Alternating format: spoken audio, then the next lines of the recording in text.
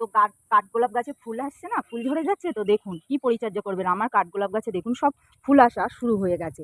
দেখুন প্রচুর ফুল আসছে। তবে ছাদ বাগানের এটি একটি অন্যতম ফুল, দেখতে কিন্তু খুবই সুন্দর লাগে, আর যখন ঝোপালো হবে তখন তো আরও সুন্দর লাগবে। তো দেখুন আমি এখন একটা খাবার দিয়ে দিচ্ছি। তো প্রথমে মাটিটাকে আমরা ভালোভাবে সাইড দিকে তুলে নেব। দেখুন বেশি খোঁড়াখুড়ি করবো না। আর দেখুন বৃষ্টি তো হচ্ছেই না, রোদ্দুর প্রকাট রোদ্দুরে আমি কিন্তু ভিডিওটা করছি, আর কিন্তু শুকনো দেখুন গোড়াটাও। তো এইভাবে মাটিটা উপরে তুলে নেব। তারপরে আমি নিয়েছি 1 চামচ পটাশ, 1 চামচ সুপার সিঙ্গেল ফসফেট, আর 1 চামচ নিয়েছি 15-15, আর হাফ চামচ নিয়েছি ম্যাগনেসিয়াম সালফেট বা এপসাম সল্ট, আর নিয়েছি 2 মুঠো গোবর সার। এগুলো আমি মিশিয়ে এখন গাছের গোড়ায় দিয়ে দেব।